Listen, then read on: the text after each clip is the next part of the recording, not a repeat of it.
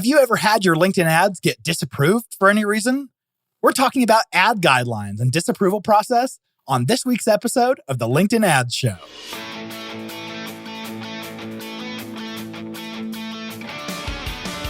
Welcome to the LinkedIn Ads Show. Here's your host, AJ Wilcox. Hey there, LinkedIn ads fanatics. Every ad platform needs to protect itself legally from allowing bad actors to advertise in a harmful way. They do this by having your ads go through some sort of an approval process. This helps the platform to prevent any harmful ads from running on its platform, and of course, the platform being held accountable for that. LinkedIn is certainly no different. All of its ads go through some sort of a review process. And review processes are understandably complex. They kind of have to be. And this is for every platform. So today, we're going to talk specifically about LinkedIn's. In the news, I wanted to let you know that a bunch of the members of my team were trying to run campaign reports inside of Campaign Manager to find the campaign quality score. And like we talked about in episode 72, there are a few reasons why your campaign might not be eligible to show its campaign quality score. But from what we could see, our campaigns weren't being held back by any of those reasons that would keep them from showing the quality score. So we reached out to LinkedIn and got a good response back. They said, our technical escalations and engineering teams have confirmed the issue. It's currently an issue that other advertisers are seeing as well. At this time, there's no estimate as to how long it might take to resolve. We'll do our best to provide progress updates as they become available. So I will do the same thing for you. When we hear back from LinkedIn, I'll let you know. Other news here, I actually got married, which is why you haven't heard from me in about the last 3 weeks. The wedding went amazing. We took a honeymoon cruise. We went down the Western Caribbean, and it was right during Hurricane Ian. The cruise was supposed to stop in Jamaica and the Cayman Islands. Both I was really excited to see, but we didn't end up going. We had to veer back towards Mexico and stay there while the hurricane was passing. So we did a couple stops in Mexico. It was still wonderful. I've got no complaints. Certainly happy to avoid any hurricanes while I'm on a floating petri dish. And a sincere thank you to everyone who messaged or emailed to say congratulations on the wedding. All right, on to the topic at hand. Let's hit it. So back in 2011, when I first started using LinkedIn ads, the ad review process used to be 100% manual. That means every single ad that was published, it would go into a queue and a human would look at it and decide whether the ad needed to be approved or disapproved, and they'd hit the button. And there were all kinds of mistakes too. If you tried enough times, you could get to a reviewer who would either mistakenly hit the approve button when it should have been disapproved or vice versa. It was a little crazy, and because it was all human reviewed, the process would sometimes take up to 3 days to get an ad approved. Then, probably 5 or 6 years ago, LinkedIn shifted some of the burden of the review team by allowing some ads to be conditionally approved, or as we might say, automatically approved. And this is something they did and probably still do for what they call trusted accounts. And I'm not sure what signals to LinkedIn trust. Maybe a certain amount of history of the account, or a spend level, or a lack of complaints about your ads, or your credit card not ever going down. I don't know what the signals are, but they could be anything like that or other combinations. And if LinkedIn ever went back and found that they didn't like the ads, even though they were conditionally or automatically approved, they could be disapproved later. Now, I'm not entirely certain about how it works now, but I would guess that there's now some help with machine learning involved on LinkedIn's side to help find ads to disapprove, and then humans can handle appeals. There's probably still quite a bit of human involvement, but I wouldn't be surprised with LinkedIn being a tech company if there's not some ML or AI kinds of stuff going on there too. If you go into LinkedIn's help section and search for the ad guidelines, you'll find a help article called Advertising Guidelines. It says it was last updated in 2021, back in January. And this article has a great list of things that LinkedIn cares about, reasons that they might want to disallow an ad from running. I'm going to read off some of the reasons that they might disapprove an ad and then give you a little bit of color if I've got some.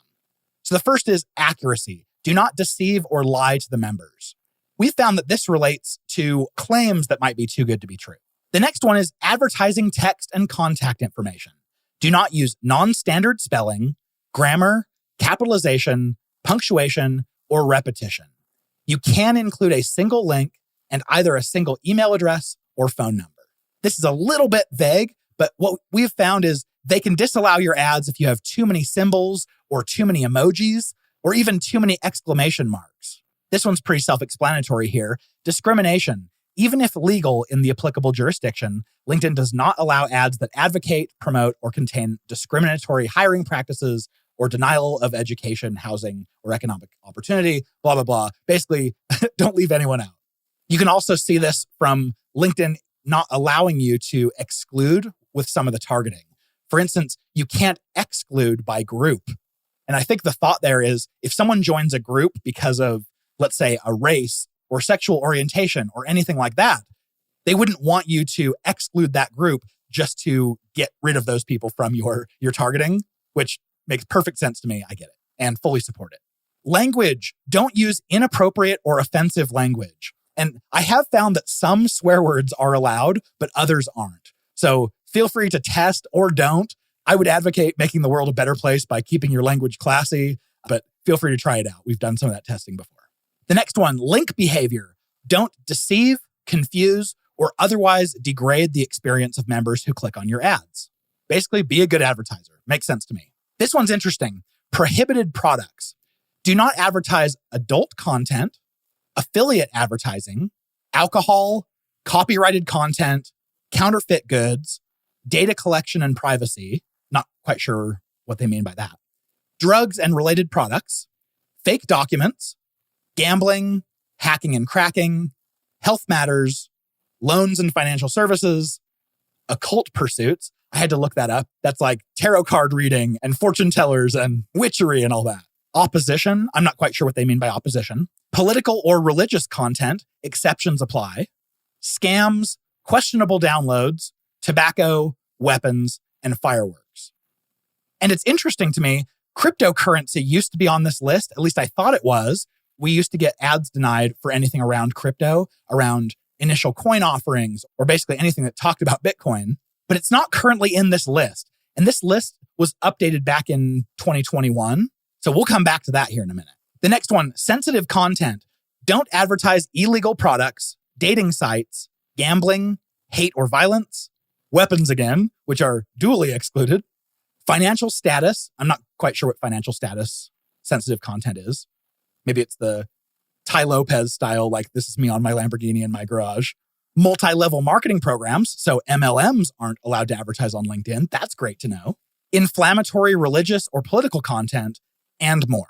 And then finally, trademarks. Do not use trademarks you are not legally permitted to use. So going back to crypto, this was really interesting to me because I went to go look at this is actually a web page. Both of these are linked to in the show notes. And it's a whole website about LinkedIn's ads policies.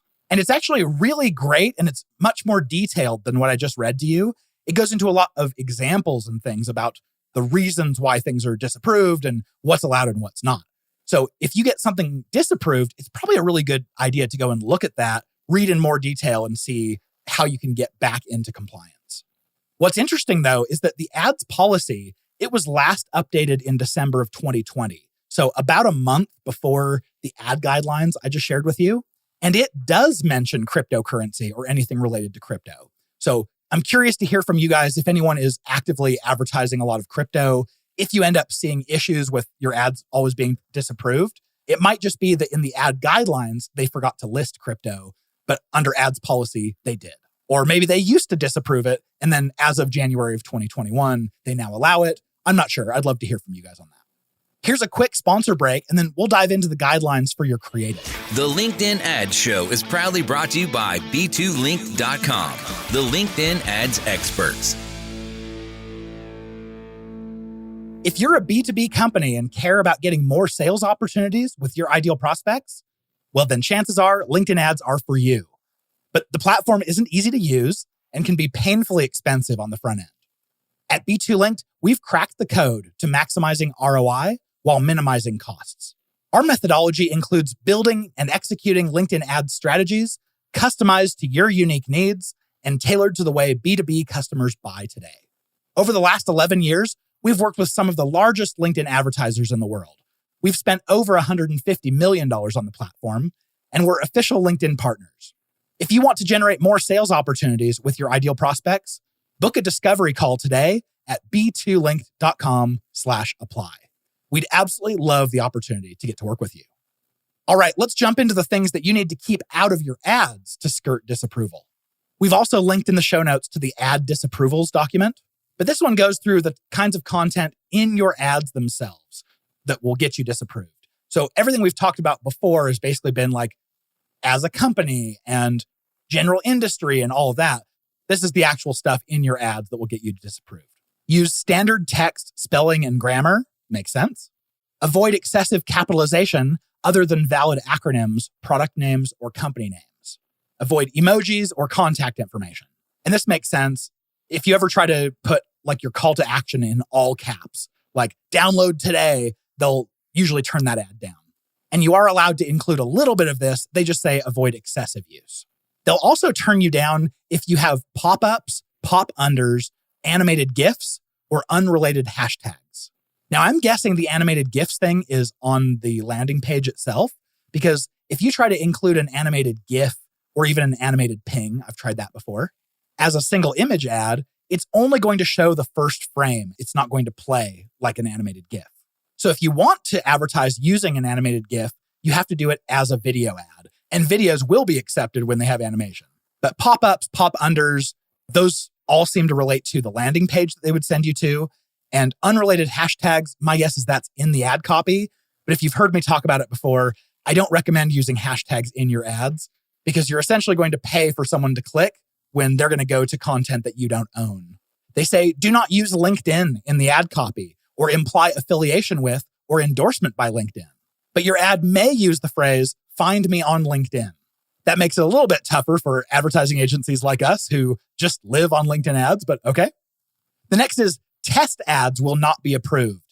And I can tell you, I'm very glad that they don't allow test ads because something I used to do a lot when I would create a dummy campaign, the dummy campaign stayed in draft status until it had an ad. So then I would go in and put in something like this ad is a test or test, or is something that I know the approvers are going to notice. And then they disapprove that ad so that the campaign can still be active with no active ads within it. So I don't have to worry about a test campaign spending money. Next, LinkedIn says, in addition, ad content should include truthful claims, provide accurate pricing, offers, and discounts matching the landing page. And like we talked about in episode 72 about relevancy score, LinkedIn's obviously starting to take into account what's on the landing page, and they didn't used to. This shows a pretty extreme advance in technology on the ad platform, so I'm applauding LinkedIn for doing this. This one's a little rough. It says, ad creative and landing page language should match the audience language selected in campaign audience settings. This one's tough for those foreign advertisers who are trying to advertise in a language that LinkedIn doesn't officially support, and I totally feel for them on this. They just want to give LinkedIn their money. They want to advertise, but because LinkedIn doesn't have that language's capability, then their ads get disapproved. It really sucks.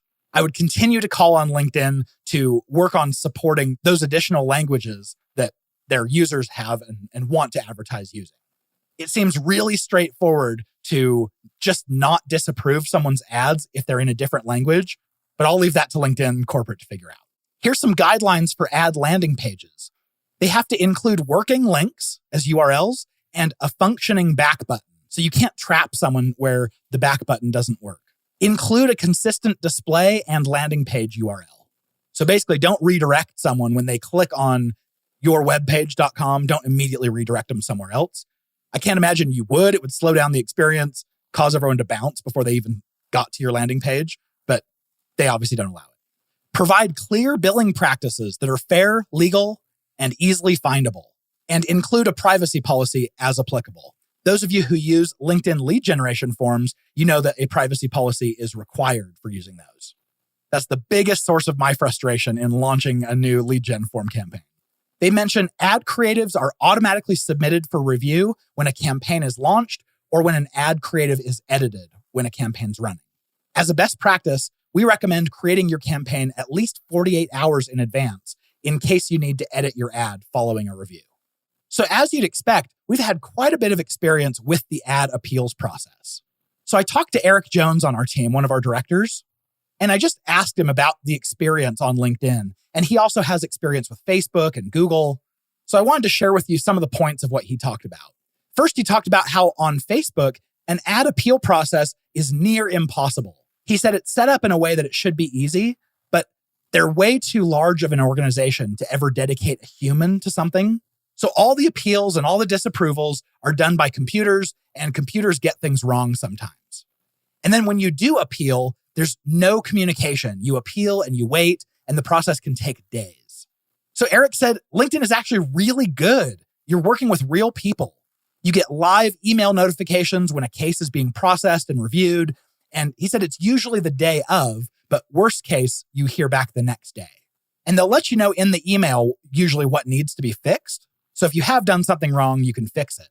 But if you feel like your ads were totally disapproved for a reason that doesn't make sense, you're almost always guaranteed to get it reactivated when you make your case.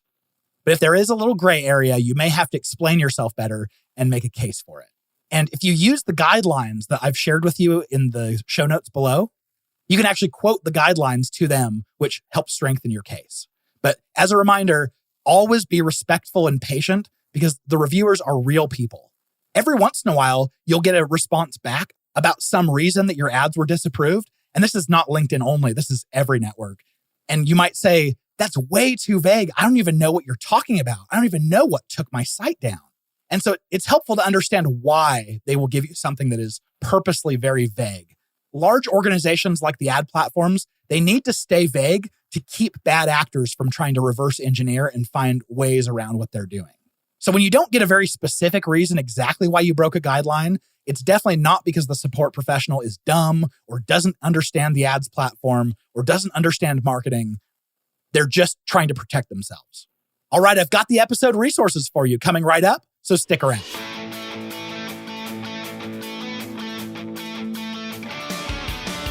Thank you for listening to the LinkedIn Ad Show. Hungry for more? AJ Wilcox, take it away.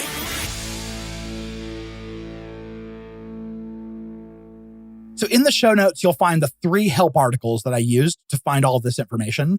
There's the detailed explanation site on linkedin.com/legal/ads-policy.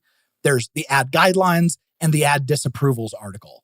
All 3 are worth bookmarking and referencing, especially as you're trying to make a case for appeals if you get something disapproved that you don't think needed to be disapproved. Also, if you haven't already listened to episode 72, all about relevancy score and quality scores, definitely make that one part of your list. And if you or any of your employees are looking to learn more about LinkedIn ads, definitely check out the course that I made with LinkedIn Learning. It's by far the most in-depth, the most accurate, and the least expensive course out there for LinkedIn ads. LinkedIn Learning does a great job. Check that out. It's linked to in the show notes as well. If this is your first time listening, welcome. Make sure to hit that subscribe button. And if this is not your first time, welcome back. And realize I put a lot of effort, and so does my team, into helping create these episodes. We don't ask you for anything. So please, please, please, the best way you can say thank you is by leaving a review. Usually on Apple Podcasts, but really anywhere that you have reviews available. We would love to see you shout us out. With feedback, suggestions, whatever you want to shout at us, hit us up at podcast@b2link.com. And with that being said, we'll see you back here next week, cheering you on in your LinkedIn ads initiative.